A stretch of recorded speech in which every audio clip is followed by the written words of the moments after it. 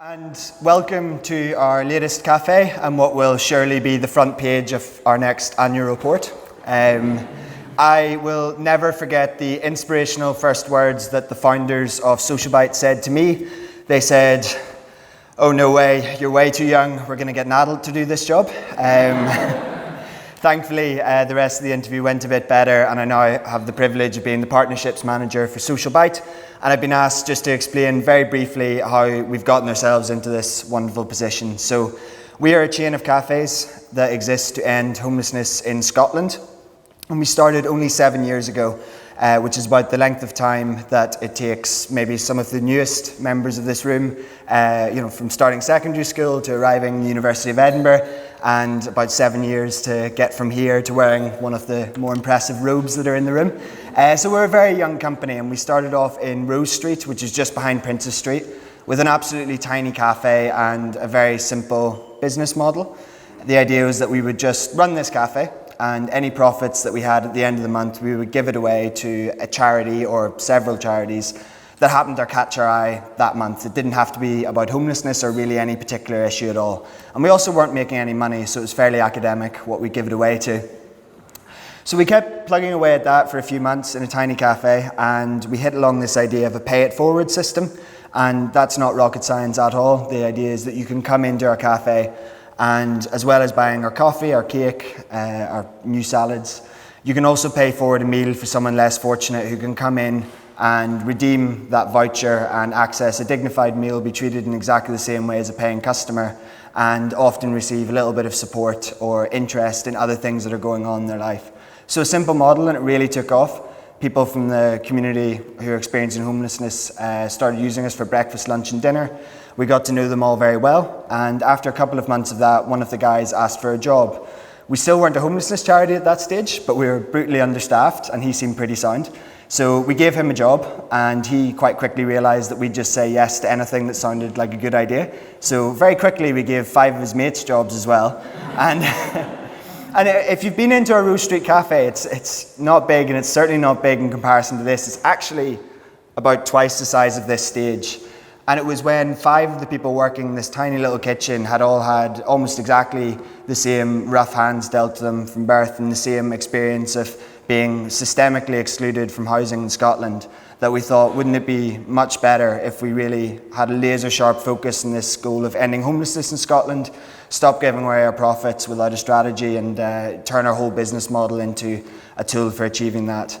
And the idea took off really quickly. We quickly opened another cafe in Edinburgh, still not as nice as this one, and expanded to Aberdeen and Glasgow. 1/3 of our workforce was and remains from a homeless background. And we now give away 140,000 meals every single year off the back of the generosity of the Scottish public. So the model was going quite well. And we were addressing the food side of things. As I say, 140,000 meals, which one of the benefits is that none of our competitors are ever going to steal our business model, because it doesn't make any sense. We were doing the jobs. Not only were we giving jobs out to people, living wage, 21-month contracts, we were also providing the skills-based and employment-based training that was needed often to get people from quite far away from the labour market into becoming valuable members of our team. But then we started thinking about, well, we're a homelessness charity and we have to start caring about houses and housing, and that seemed like the natural next step for our tiny little cafes. I won't bore you all to death with the exact mechanics of our business model, but I promise that you can't make a big structural change to the housing market by selling sandwiches and coffee. Maybe actually we should have got our coffee listed grade A, and then we could have charged 3.3 million quid for it, but that's for another time. So we knew that we needed one big, massive idea to take the next step with our impact, and that idea was sleep in the park, which is what a lot of people first came to encounter SocialBite in.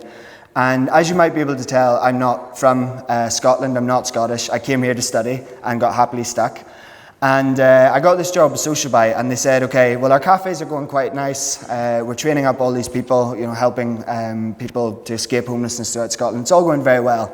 But our next big idea is essentially, we're going to do this sleep in the park thing. And as an Irish person, I had all these stereotypes about my new home, and I think a lot of people will maybe have stereotypes about their new home as well. It's quite common. And I now know that none of these things are true. But when I moved here, I thought 3 things were true about Scotland, and particularly Edinburgh. One is that it's very, very cold all of the time, which actually is true. The second, I had a connection in my head between Scotland and the distilling business and whiskey, and Scotland's always a bit of a party, which again, it hasn't been too far off the truth. And the third untrue stereotype I had about my new home was that Scottish people are tight with money. And I know that none of these things are true now. But we started off and they said, well, we're going to start housing people from our cafes. And the idea is essentially we're going to have a massive party where no one's allowed to drink alcohol and you have to get fundraising and sponsorship from all your friends. And if you do that well, your reward is that you get to sleep outside in Edinburgh in December. This is going to be complete bloodbath. It's not going to work at all. And thankfully it did, and it completely blew away all my stereotypes about Scotland. We had absolutely hundreds of people, some of whom I know are actually in this room today, both from the student and the staff body in University of Edinburgh, came and they joined us and they raised millions of pounds, and now we have two housing projects. One is the Social Bite Village, which is some housing that we built up in North Edinburgh that 20 people currently live in, and we help them live there for a year, 18 months, and then move them into permanent mainstream housing. And the other housing project we're investing in with the help, again, of University of Edinburgh is Housing First. Since December, we've managed to get 100 of some of the most socially excluded people in Scotland off the streets and into housing, but housing alongside the support that's required to make the tenancy stick. By March 2021, if we can keep growing, we're hoping to house 830 people across Scotland.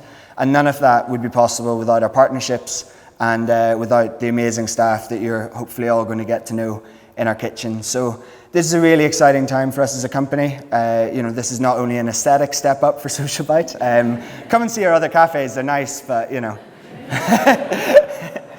But it's also a time that we're going from being a plucky startup that just runs cafes to something that's trying to make a real systemic change and no longer trying to do it alone. And the University of Edinburgh, an institution with this status, a venue is historically significant, and an engaged student and staff body, as we've already started to come to know. We're really glad to be on this journey with you and look forward to serving you lots of coffee and cake in the years to come. Thank you.